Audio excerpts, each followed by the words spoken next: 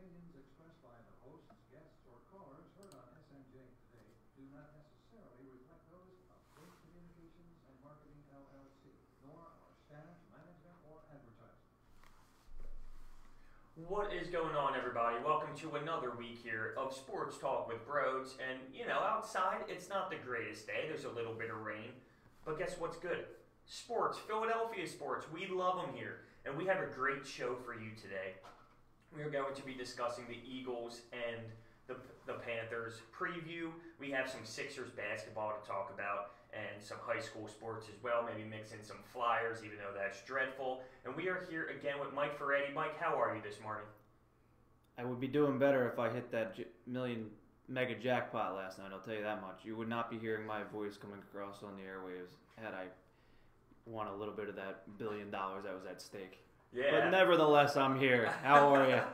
You know what's funny? I actually did not put my money into the work pool. So if my work actually wins it, I'm going to feel dumb. Yeah, well.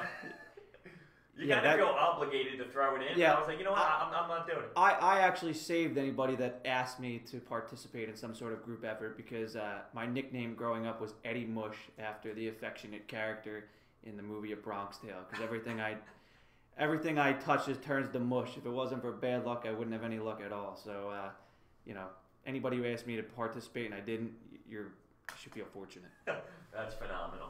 So let's get into this game a little bit against the Panthers. Now, the Eagles have been kind of overlooked this week when it came to Sports Talk Radio, just based off of the Sixers, which we will have a whole segment on, and I'm stoked about. But let's start with the Eagles, because in a couple days here at home, 1 o'clock at the Link, we have the Carolina Panthers coming in with Cam Newton. And how do you feel about this game as a whole? Well, I look at the game and I say there's no reason why they shouldn't win. They're at home. I think Vegas has them as a 4 to 5 point favorite. This is a spot there where they need to get going and they need to win this game, frankly. And you look at both of these teams and they're kind of a mirror image of each other in terms of where they are in their season, right? This is kind of a stepping stone for both teams. And for the Eagles, you look at what they would have to do the next following week. They'd go to London. They play Jacksonville. Forget what Jacksonville did last week. But this is an opportunity for them to kind of start to string wins together, which is what they did last year, right? They went on the road at the end of September, early October in San Diego. They won that game, a game that you're like, if they lose, well, it's fine. They're kind of playing with house money, but they won it. Then they did the same thing the following week. I believe it was the following week on a short week on a Thursday night in Carolina. So these are the type of games that good teams win. And, there's an old saying that the season doesn't start until the frost is on the pumpkin. Well, this week kind of showed you that. So if they're going to be a for real team, these are the type of games you win. You take care of business on your home field. Yeah, no, I agree. And one thing that's big for me, and I don't want to look ahead, but there's a big difference for me of being 5-3 at the bye week and 4-4, and it starts here. And we always play this team tough. It's never easy. Last year we played them, and we kind of talked about that last week. And I think we have enough to win this game. Now there's some more injury reports, and Sidney Jones getting hurt, especially in our cornerback safety play. A lot of issues going on there. And Carson Wentz at one point was limited in practice this week, and I think he got overhyped. I think he missed out maybe 2 or 3 plays, but it technically had to be listed as limited. Well, even though Brady was on the injury report for like 6 years. Exactly. It's all baloney. But I think this team has enough, and if we're going to be anything this season, we need to build a walk for this team, and they would march their way at the very least back to the NFC Championship game. The injuries kind of started to mount. They were playing sloppy football the first 5-6 weeks of the year, and I think people are they don't want to address it. Whenever there's uncertainty and things aren't sure, a lot of people tend to kind of look the other way, and they just hold their breath and hope that things are going to work out. And I think there's a little bit of that. Like you said, there's kind of the platforms of all the other teams are kind of starting to open up with the Sixers and the Flyers.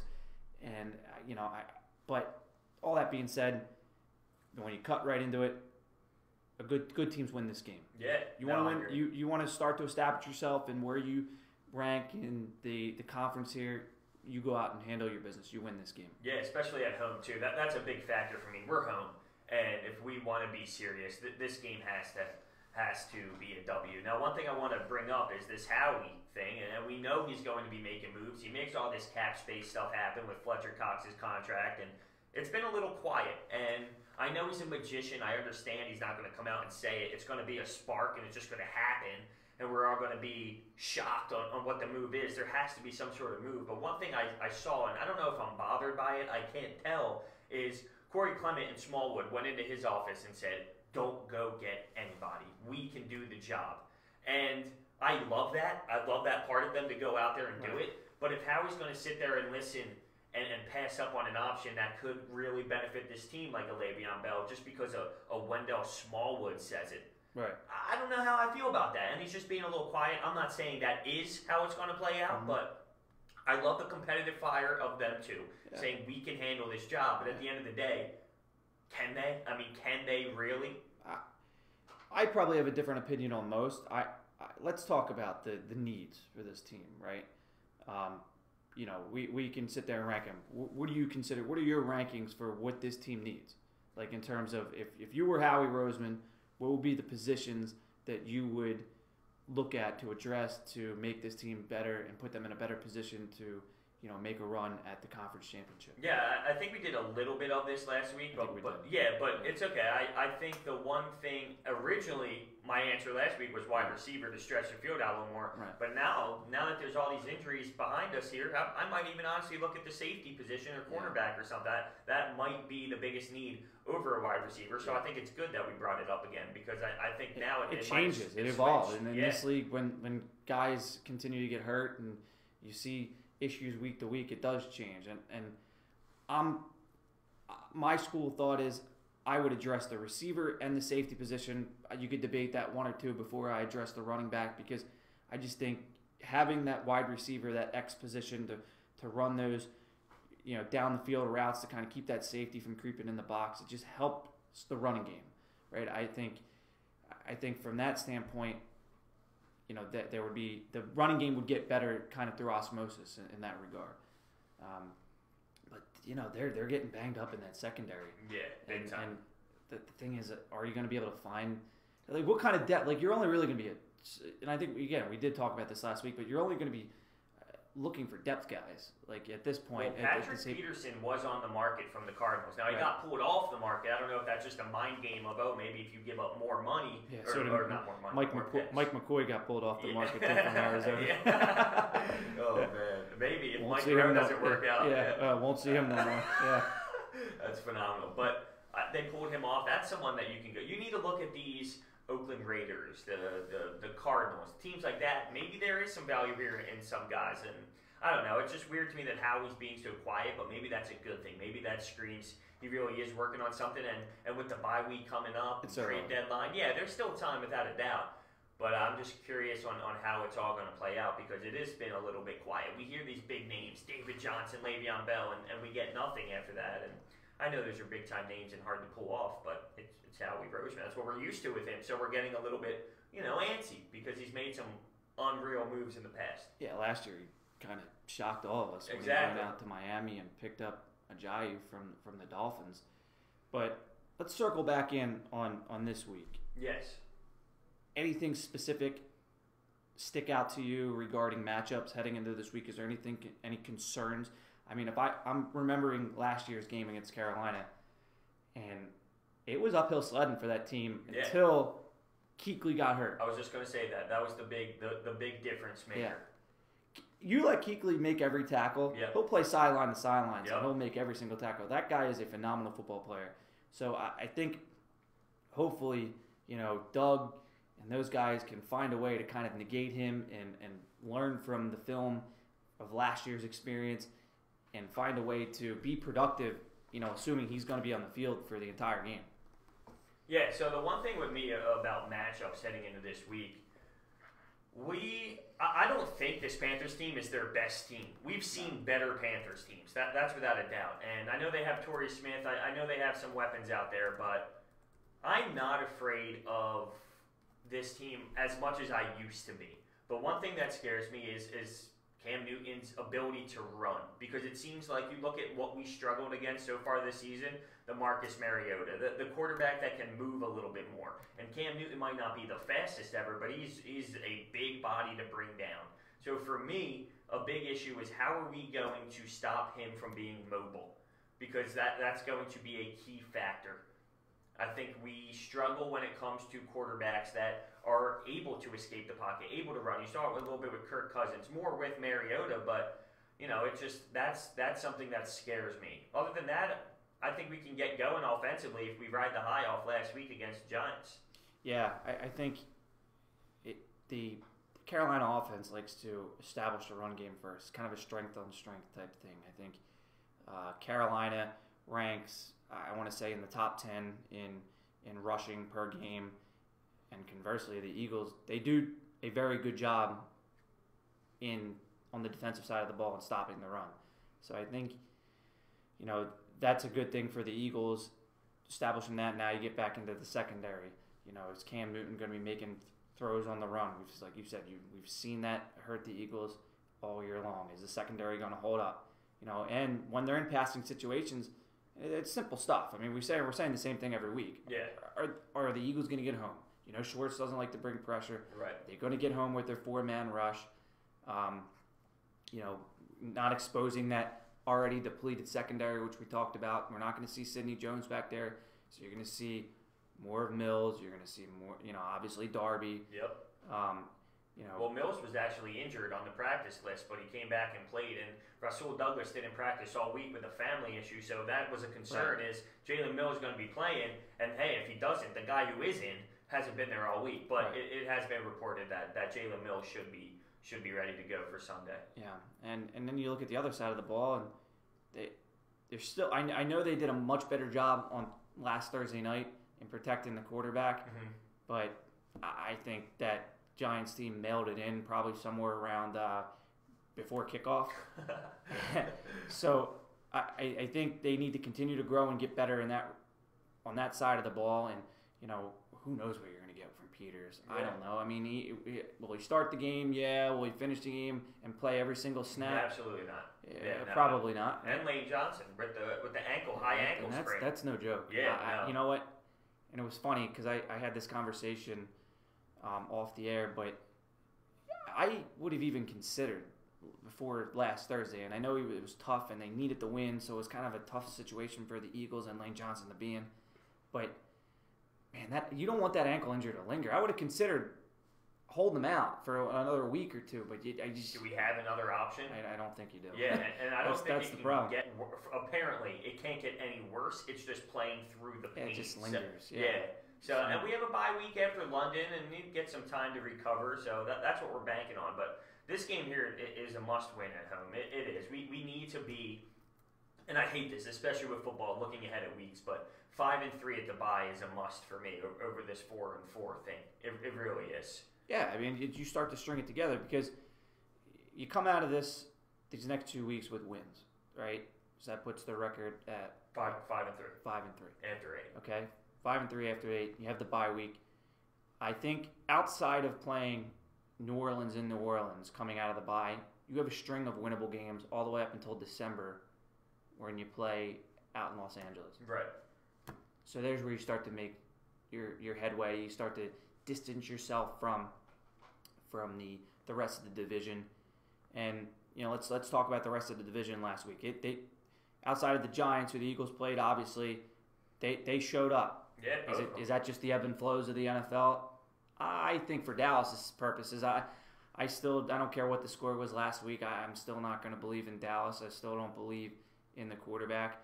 Mr. 11%. He showed up. He did his job. He took care of that same. I love that. I absolutely love that. Listen, he will not beat himself. Yeah. He'll never put himself in peril. That's what he does, right?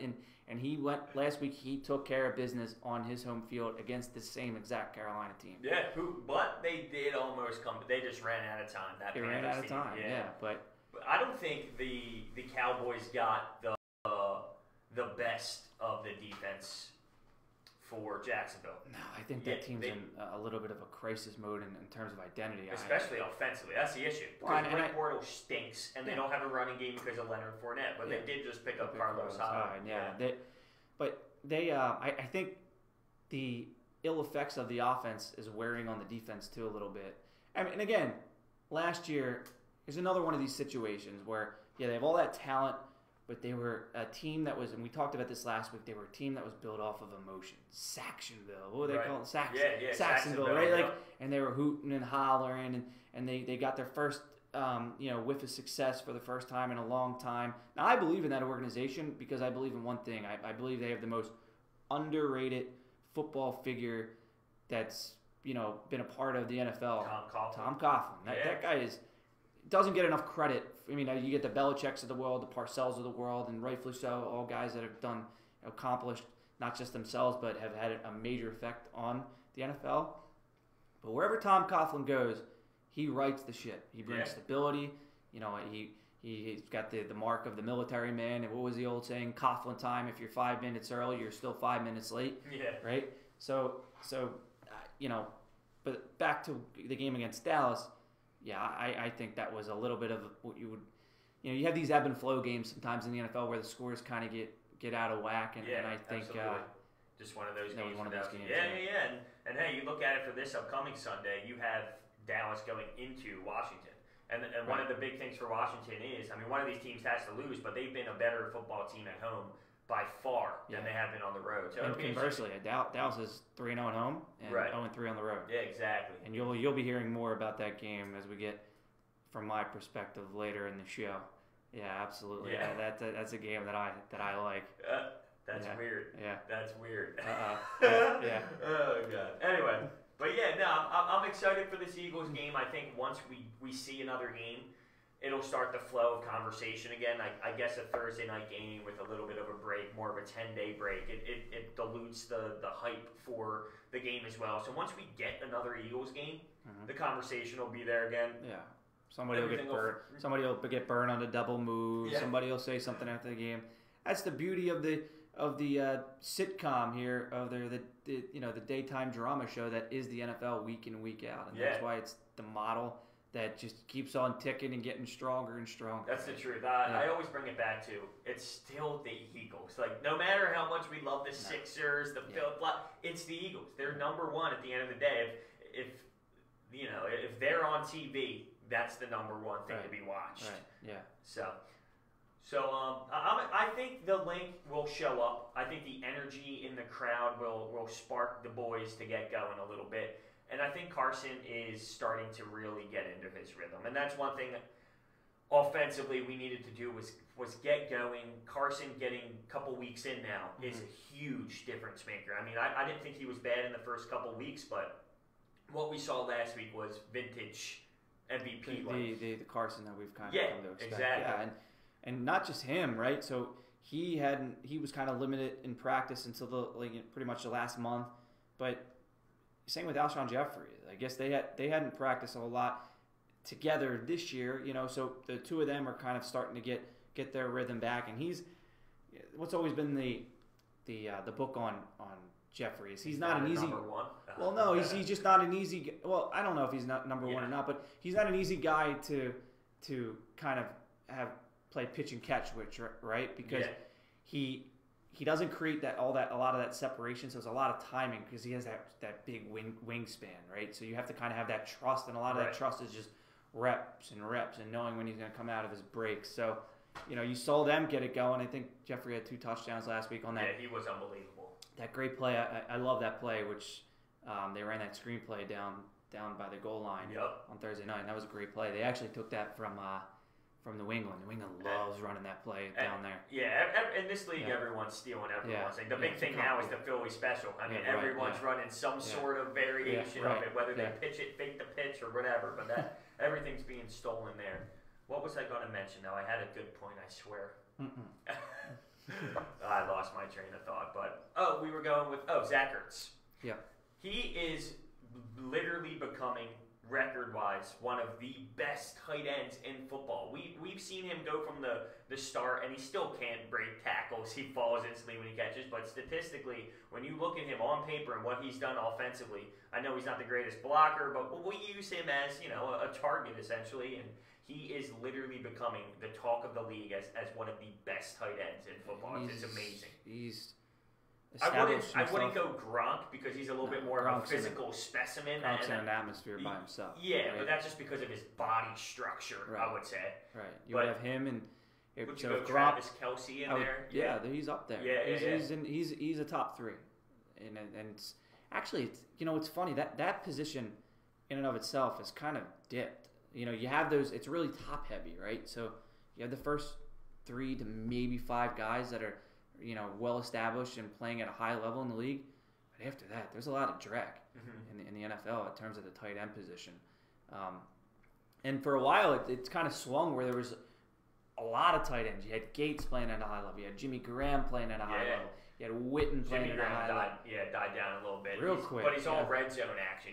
All the red zone action. But yeah, Jason Witten, he was obviously a big one. Right. How Tony do you feel Gonzalez about him on the call, by the way? A little awkward on the Monday Night Football call? Awkward?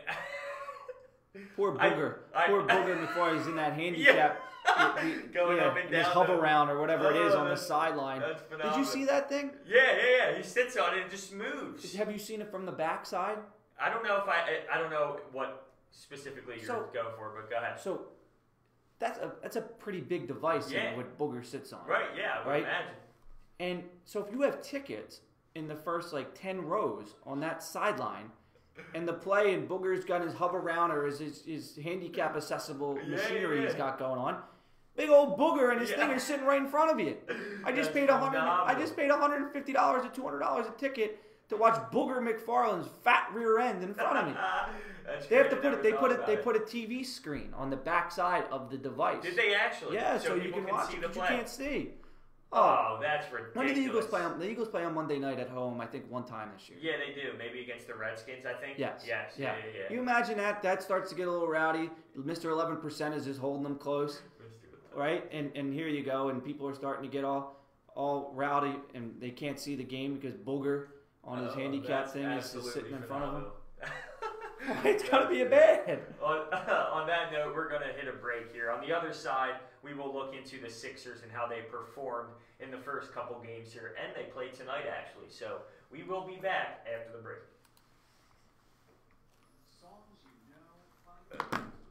That's fine, dude. Yeah, Jason Witten. I feel bad because he's a good dude and he's trying hard, but it's just bad. Yeah, he's awful.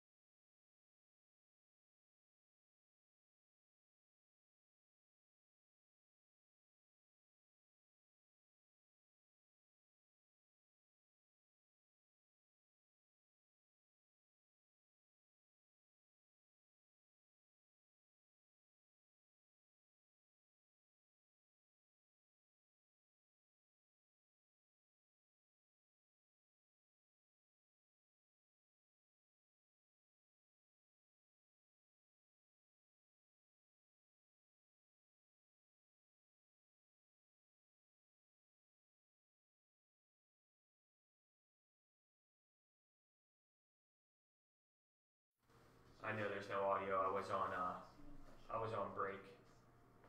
Got people talking in the chat.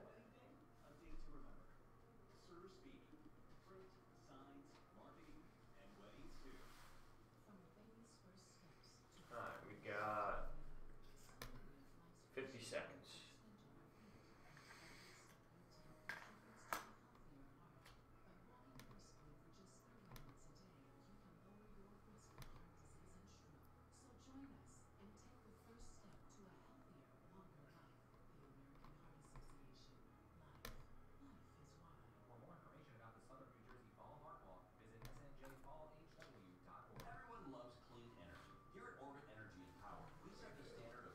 We're good after this commercial. The Eagles and what they had to bring to the table against the Panthers. But now let's go Sixers. Sixers basketball. It's going to be fun. It's going to be exciting as they play tonight against the Magic. We are here with Mike Ferretti. Thoughts on the start of the season for the 76ers? In terms of wins and losses, that doesn't really matter to me in the landscape of the NBA. Yeah, that's fair. I have probably a different perspective of this team than probably most. I think slightly disappointed. I think you have to be disappointed with and although it's early, and maybe he showed a little bit more signs of life, you have to be a little disappointed in how Fultz has come out. What did you think of the standing I was going to get that. Walk-on ovation every time Fultz took a jump shot or even, I guess, made one? What were your the intentions are clearly positive. Sure. The intentions are, we love you so much. We get that you're struggling. We support you. We understand. And it kind of reminds me of a Nelson Aguilar thing, because in the beginning it was very similar to that when he was dropping the passes. It can't go on too long, because then it starts going to the other side of, I'm a basketball player. I'm out there just trying to make plays, and everything I do, it's like I'm different than everyone else, and I'm a number 1 overall pick, and I get it, because we're trying to support him, pretty much is what I'm trying to say. Right, but it needs to end at some point. From the fans' perspective, is all right. You did it the one time. You're trying to show you're picking the guy up. You're trying to show that you're trying to lift the guy into raising up his confidence. Exactly. Level, right? But what are you thinking if you're Markelle Fultz? Yeah, no, it's aggressive. It's aggressive. I mean, I don't know. Maybe he has a different take on it. I'm not sure. Me, I would be uncomfortable. I would be like, man, I'm a little bit of a mockery right now. If it continues, yes. If you realize it starts to slow down, I'll be at the barn tonight. I can go barn, Wells Fargo, I can go barn. I'll be there tonight, and that's one thing I'm going to see is how is it going to be the same level? You got to remember it's opening night at the Wells Fargo Center during that game, and it was definitely on the obnoxious side. But if it starts to slow down and it becomes normal play and just clap your hands like a normal Ben Simmons jump shot or whatever, not jump shot, but made basket. And what are your expectations for given what you knew about him before he came into the league when he was at Washington, given what you saw from him in the summer league before he had gotten hurt, before his rookie year, and given where he has kind of developed into now with the whole shoulder injury, I put in air quotes, and just the mental yips or whatever it is you want to call it. Where do you realistically see this happen? At first, I was really upset, and I didn't have much hope. Robert Covington got interviewed yesterday on the Mike Missinelli show, and I was listening in, and they were talking about why Robert Covington was so hyped after he made that three, and he said, I'm just happy for my teammate. And I think that they saw Markelle in such a deep place. I really do. I think that team saw Markelle in a place that they've never seen another athlete before. Right. And I think they're starting to see him come out of that and actually have the confidence level to pull up and take a three. Early in the game, he misses. He doesn't take the three in the wide open corner, but he takes another one that's contested. How I feel about him and what I think it's going to happen is I feel that he is getting out of that mental state a little bit slowly. It's not going to happen overnight. I think he's coming out of it. You can see him get to the open spots for that mid-range elbow jumper. You see it, and it's not the ugliest thing in the world. He's not missing by much. I think he has the ability to make the plays. His athleticism is there. It doesn't show bust to me. It does. I don't watch him and say Anthony Bennett. I don't see that. I see physical ability that's there, the athleticism. Maybe the high dribble pisses me off a little bit, the nonchalant high dribble. But I see things. I see him get into the elbow jumper wide open with the chance to shoot it. He did hit a three-pointer, which you laugh that I say that, but that's something that's big. I don't expect him to be a Jason Tatum, but can he help this team? Yeah, I think he has the ability to help this team. Well, let's get right to it, and the only thing that matters. Do you see him being the third final piece of the puzzle that completes Simmons and Embiid and ultimately lifts the Sixers above, I guess, the Celtics? I mean, they're kind of the ones they're chasing. Dude, the easy answer is no.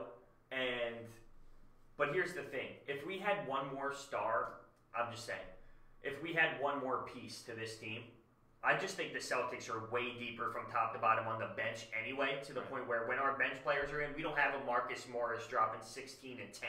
We don't have a Terry Rozier to come off the bench. I think we need more than just a third star, really. That's just to compete with their starting lineup. So I think we're out of the question with the Celtics to begin with the roster from start to finish. But no, I don't know if he's going to be at the level of Ben Simmons and Joel Embiid, and right now that's the easy answer. But I think if I give him a 25-game window here to see what he has to offer, I think game by game we'll see a little bit more. Do you disagree with me that he gets to that he has that eye test? I think he passes the eye test of capability of athleticism and getting there, but it's the mental yips still that question me. Yeah. So I'm a huge college basketball fan. Yeah. I probably watched more of his games at the University of Washington than most. Physically, when you watch a game and you start to kind of hear who the prospects are coming in before going into the draft, you start to, look at the game, and to me, he just didn't have a certain presence. Now, that didn't mean I didn't think he was an NBA player. Right. I personally wouldn't have moved up in the draft just to go get him. That's what hurts the most. I was kind of like, all right, if that's what you feel, like you guys do this for a living, like that's your evaluation of the guy, like go for it. I didn't necessarily think that Tatum was the guy to go and get in that particular situation, or I think Lonzo Ball, who went through in that particular draft. But do I think he can be a productive NBA player? Yeah. Do I think that even at his max capacity before, everything kind of went south from the mental yips and the shooting woes, was he going to be kind of the player that a lot of people in the city of Philadelphia thought he was going to be? No, I didn't think he was going to be. I think he can kind of salvage his career and have a productive NBA career. But I still think the Sixers are going to make headway and really become a NBA championship contender. It's going to be because Simmons takes the next step in terms of elevating his jump shot. That guy just fools around out there.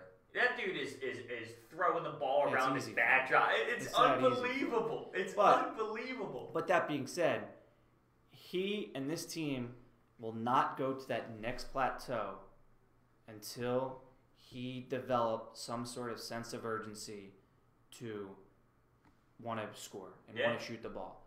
And I worry about that because, much like, if you take like a football team on defense, right? Any coach will tell you, defense, you need a guy who's instinctual. You need a guy who wants a willingness. That's the first thing you want. And, I've played hoops. I'm sure you've played hoops. That being a scorer is instinctual. And at times, I think he went to the line the other night 11 times. Mm-hmm. A lot of that is because he's just so big and so fat. Yeah, and they swipe down and they kind of get him. But, like, I do see him at times not – like, you watch guys like Westbrook and you watch guys like Iverson, guys that perennial went to the line 12 times a game in their entire career. They initiate contact. Good scorers initiate contact because that's what they're thinking. They're like, I'm getting either to the hoop, I'm going to score, or I'm going to get to the free throw line. And at times, I don't see that being his mentality first. Well, I'll spot him real quick. There was a 3-on-1 fast break, and I only remember this because I bet him that he needs 33.5 points from points, rebounds, and assists. Right. And I'm sitting at like 32, and there's a blowout coming, so I know he's going to go to the bench. I'm like, come on, Ben, I need you here. Go to the rack at me too. Yeah. And he stops. He lets everyone run past him, and he slows down. He's just looking at the one corner, looking at the other corner. Luckily, he hits Landry Shamet, which we will get to, in the corner, and he drills a three to get me my assist that I needed. But, yeah, I just, like, that's the instinct where, okay, LeBron's on a 3-on-1 fast break. I get it. When guys go to the corner, sometimes you hit him, but his instinct wasn't, I'm going to go up with this ball and jam it. You know what I mean? He had that opportunity. The Red Sea. He had the opportunity to do that. I get it's a good play to hit up in nowadays basketball, but, you know, the instinct to go to the lane and drop a hammer. And we can talk about the mechanics of his jump shot all we want, and some of that is fixable. But in the end, a scorer's instinct, right? And since we're talking about instinct, we talked about this before the show. Like, how much better can Joel Embiid get? Right. Yeah. The one big issue with me was that I mentioned sometimes he doesn't post up the right way. Again, it's back to instincts, and that guy is a phenomenal talent at his side, at his height, at his everything. To be able to do the things physically he can be able to do, can he improve on some of that a little bit? Yeah, but I honestly, I don't know how much more I can expect out of him physically, given what he's doing already. 30 and 15 right over. He was brought in here to be the number 2 guy, to be the shooter, as in play the position number 2. And Ben Simmons will be able to run up and down the floor, find him. He can spot up, shoot, and do all that. Now the argument is he needs to be playing the point guard. He's a number 1. So now it's scary to me that that's where we're at, because he was brought in here to be the number 2, to shoot the ball when Ben Simmons passes it out to him, and he would be the effective scorer. But now that he's not doing that, the argument is he's a number 1. He needs to be dribbling the ball up the floor. Yeah, tell that to Ben Simmons. Yeah. You move Ben Simmons off of the point guard position, you're totally taking away 85% of his effectiveness, right? On what makes him special, with all the things that we just talked about, how the game flows so easily. It's amazing. The Sixers have, I keep saying they're two guards, no shot. Right. That's what they have, 2 guards, no shot in a league right now that is really jump shot based, right? Like you better be able to knock down the 3. It's amazing that the Sixers, that shows you how talented they are naturally, that they're able to still have success and getting 0 production from the jump shooting areas from their starting backcourt. Yeah, at one time I was on the record saying I think Ben Simmons should play off the ball more, but this is what I meant by that. We saw LeBron and Kyrie playing together, and there were times where Kyrie dribbled the ball up, and there were times when LeBron did. And maybe this is a little heavy. I'm not talking to that extent. But you saw it in the playoffs last year when T.J. McConnell came in and was the ball carrier, and Ben Simmons played off the ball a little bit. It was effective to an extent. I think Markelle Fultz and Ben could play something out where it's like 80-20. So you still see Markelle carrying the ball up, but sometimes Ben's off the ball just to give the defense a little bit of a look. But if you have the ball 80% of the time when you're on the floor dribbling up the court, you're still in a good position with Ben Simmons with the ball. But I think Fultz needs the ball sometimes. It's just a little change of pace. It gives the defense different looks. Yeah, it's a volume thing. It's like a running back getting X amount of carries. Exactly. At some point, he kind of just needs the ball to kind of create his own thing, get his own shot, and you know, what do they always say about a scorer? Like, see the ball go through the basket, right, to get going. So, yeah, are there times throughout the course of a game like an 80-20? Yeah, that's fine. But for Markelle Fultz to be the primary ball, that's not why you brought him here. You brought him in here to spell the kind of to act as like almost like the second like backup point guard to Ben Simmons. But they've had, since the day they brought Simmons into the league, they've had visions of him being the point guard, and rightfully so. Yeah. I mean, the guy, that's just his natural ability. Actually criticized it in the beginning that this guy's too big to play point guard. How is that going to work? I remember that before he even played his first games. Brett Brown says he's going to be the point guard. How is that possible? We were getting all, that's us in a nutshell, but now look at us. One thing I wanted to mention, Landry Shamet. This dude can ball. I mean, he's got an easy job. Stand there and shoot the ball. Right. But working with J.J. Redick and his first 3, he actually hit yesterday during the game against the Bulls, He actually airballed it right over. He literally went over the net, and I'm thinking, oh, maybe he's a little nervous. Yeah, I think that's exactly what it hit a couple threes. You can tell he can stroke it. I think the game's a little fast for him right now, and it's going to continue to slow down as he just kind of gets his legs under him. Defense too, by the way, that's a big issue with him. Is how is he going to be able to defend at that level? Knock down 4 threes a game, though. It's amazing. It's got beautiful. JJ Redick and Kyle Korver have made a living, and not playing defense and still knocking down threes. So there's a spot. There's a spot for guys like that. Right? What a job. Yeah. Yeah. That's awesome. But yeah, I love what I see out of him. It's amazing. At first, I didn't really think it was going to be that true. It's okay. He did some nice things in preseason, but wait till the big lights come on. Is he going to be able to be effective? And this dude is running the floor up and down, getting into a spot, and he's stroking it. It looks smooth as hell. It really does. Yeah, he's a seasoned college player out of Wichita, and Wichita's made a bunch of deep runs into the tournament. Yeah, they had Ron Baker, the Van Vliet too. Yeah, both those guys are. Van Vliet's having a good career with Toronto thus far. So this is a guy who's been well coached by Greg Marshall at Wichita. So he knows how to play basketball. That's for sure, and he'll continue to thrive and be successful as he starts to. The speed of the game starts to become a little more natural, and he slows down, and he can stroke it. I mean, there's no doubt about that. Yeah. So the last thing before we get the break here, I kind of want to talk about Dario Saric. Mm-hmm. He hasn't had anything really great in preseason, and now we're 2 games in, and second half Dario against the Bulls, you could see a little bit more explosiveness out of the legs with his jump shot. I thought there was one thing that he just looked tired in his legs. He wasn't shooting the ball well at all, and we saw a little bit change there in the second half. But he needs to be better if we want to have be successful. I know we blew this team out, and we're a good team in the Eastern Conference, but Dario needs to step it up because he's not the greatest athletic defender in the world, and he plays a tough position where he has to guard those type of players. And I think he needs to be a little bit better offensively. I'm not crushing him, but he needs to. He looks tired. Dario is the type. He's the type of guy we talked about instinct with Simmons and Embiid. Dario is the type of guy that will always be in the right spot at the right time because basketball's in his DNA. Yeah, he's natural. He just knows position. Like basketball is a lot about spacing, both offensively and defensively, and timing. When to slide, where to go, when this guy goes here, like where should I be? Like and Dario gets all the geometry of that, if you will. He gets the geometry of a basketball court very well. I thought Reggie Miller brought up a great point during the broadcast, and you kind of alluded to it when you brought it up, but he looks tired, and he's played a lot of basketball over the last 2 years, and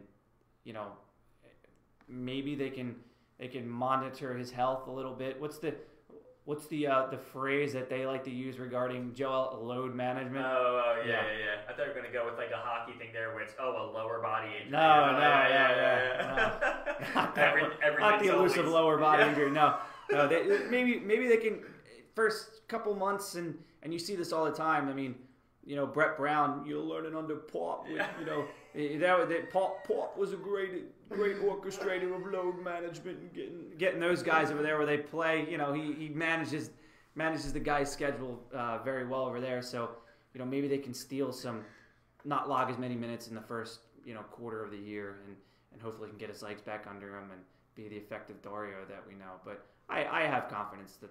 I definitely agree too, and we're gonna have to hit the break. But one thing I want to mention before the break is I'm such not a Rocco fan at times. I know he had a good game against the Bulls, but he's just inconsistent for me, and we have to hit the break. But I had to throw that in there on our Sixers talk. I am not a huge Robert Covington fan. I get it; he brings good defense. I feel like his stats are flawed. First team all defense is a little ridiculous. 1-on-1, he's not that great. But hey, he had a great game. Hopefully he can build off of it. And we're going to go to the break. On the other side, we'll look at the high school football scoreboard. We will have some picks of the week from both of us. If you're a betting man like myself, hopefully we can win some money because I am struggling. And we can talk a little bit about the Flyers and their brutal start. So we will be back on the other side. Cool.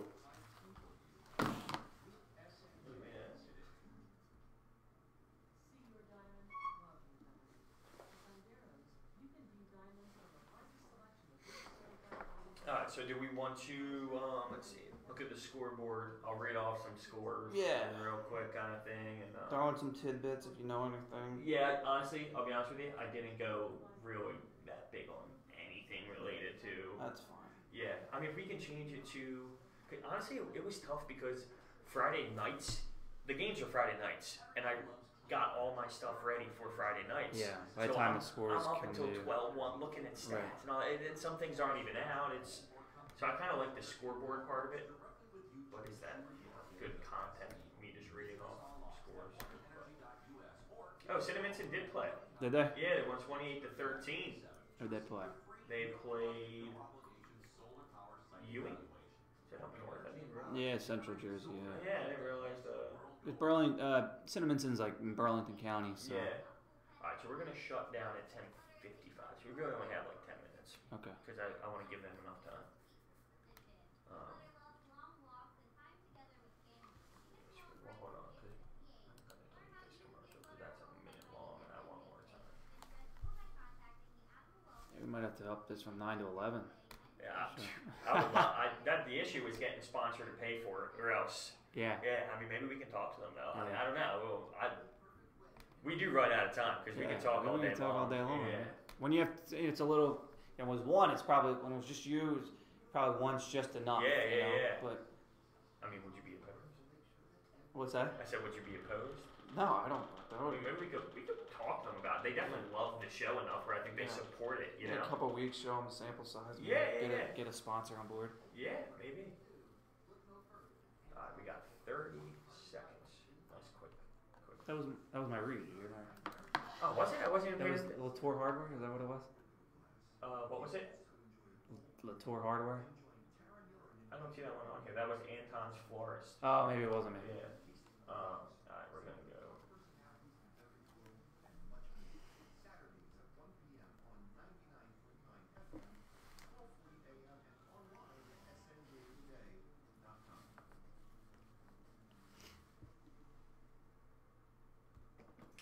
A nice quick little short break.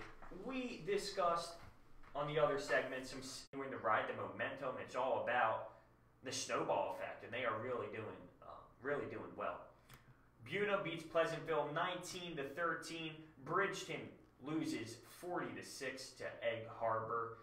Some big time scores as of late. I mean, some really high scoring games, and you know, for the fans, that's very entertaining. That's what you want to see. And you know, some teams are just outmatched. A big win for St. Joe's Hamilton over Timber Creek, 33-14. Timber Creek with some tough losses this season, trying to find their identity. St. Joe's coming off of a really big-time loss, which was not expected to be to that extent. So they responded big time with that win. West Deptford beating Deptford 28-21, continuing their hot streak. Clearview beats Winslow 20-17. There was outstanding games as well. It was a good day for football, as there are still some games to play today. But there's nothing better than the Friday night games under the lights for some high school football. What do you think? The fans come out for the high school games. You have all your classmates there, some family, get the band. Yeah, unfortunately, when I was in high school at Bishop Eustace, we didn't have Friday night I did not realize football. you went to Eustace. Did we talk about that? Because I don't think I'm a Gloucester Catholic native. Yeah, that's a shame. Know if that's the way but that's all right. But yeah. It's for another show. We weren't good, but I was there, so. Yeah, we weren't. We didn't have Friday night games. We didn't get lights till after I had left, so we kind of missed out on that. But that was always a cool experience when you go down. You go to Cherokee, Death Valley over there at Cherokee High School. As if it's Penn State or yeah, something. The electric crowd really gets you going. That's funny. But yeah, no, it's a cool environment for these kids to play, and it's fun for me now that I follow it to this extent for content. I see players' names, and I realize, oh, that kid's going to Harvard. Right. Like, I went, and when I interned here, we went to a couple schools, and there's a running back going to Harvard, there's a quarterback going here. It's cool because I get to see them play in high school and follow them how they do here, and then it's, oh, I'm watching college football Saturdays, and it's 3:30, and oh, he's playing against OSU this week. Yeah. You know, it's cool. It's awesome to see that way. So. Well, the Eagles benefited from absolutely. South Jersey talent in the Super Bowl. Absolutely. So some other scores on the scoreboard here is Hamilton loses to Hightstown 22-20. Oak Crest beats Ocean City 20-14. A very close one there. Pennsville loses to Salem 44-3. And our last one here is, which one? Where did it go? There's so many games. I'm losing my mind. Holy Spirit beats Kingsway 28-7. So that's what we had on the market. And with our last final minutes here before we finish the show, let's go with our new segment of our picks of the week. If you are a betting man, so do you want to go all three at once, or do you want to swap? Yeah, go all three at once. Yeah. Okay, all three at once. And this hurt me last week, so I'm trying to bounce back with this exact team, and it's the Patriots. And last week they were favored 3.5 points against the Kansas City Chiefs. And I told myself, this is at home for the Patriots. There is no way they don't win by more than 3.5 points, and they win by 3 points. And I was devastated. But it's time for them to redeem themselves, because I know that they're a good team, and they're going into Chicago, who has a great defense, but they didn't show up last week. 3.5 points favorite for the Patriots in Chicago is my first pick. Second pick. This one I was back and forth many times, but you know what? There's a reason why this is the line. And the Ravens are at home against the Saints, and they are a 2-point favorite. And at first I'm thinking, there's no way it's not the Saints, right? But then I feel like the Ravens are sick. The Ravens have a great defense. They have great wide receivers. The Saints don't have the greatest defense, and I know Drew Brees is great, and I know that the Saints team is good, and this is going to be a fantastic game. But the Ravens at home are a different animal defensively. I'm going Ravens favored by 2 at home. And then the last one here is the Cowboys-Washington game, and I'm going to ride the Cowboys. I am. I'm going to give them the win here as the underdog by 1.5 points. I think going into Washington, I know the Redskins are a good team at home, but you can really find momentum on a big-time win like they had last week, and I never, ever want to say that. And I would never, ever actually put this in as a bet myself, because I would never bet on the Cowboys. But looking at the spread, I see this, and I see this as a win for the Cowboys as an underdog in Washington. Those are my 3 picks of the week. And realistically, no, never mind. Go ahead. Go ahead. All right. Full disclosure to start before I give my picks. Number one, I told you at the top of the show that my nickname is Eddie Mush, so you take this with a grain of salt. That's what I was going to say, but you know what? It's like a thing that you don't do, I feel like.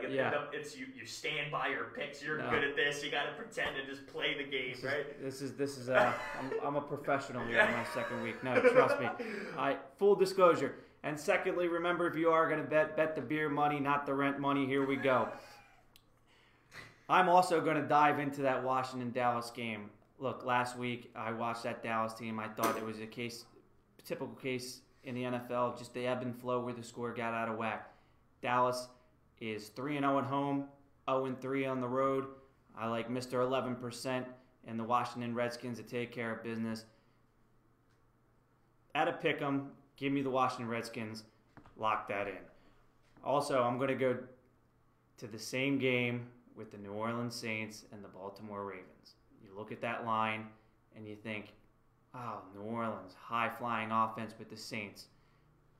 They're going to go into Baltimore and roll. Not so fast, my friend, to quote Lee Corso. I actually like this Ravens team. I think they could be a sleeper team in the AFC. You look at their 2 losses. They threw a hiccup, an overtime loss against the Cleveland Browns, but they also lost to Cincinnati on a Thursday night in a game in which, if you took out the first quarter, they completely dominated to the point that Cincinnati couldn't even pick up a first down.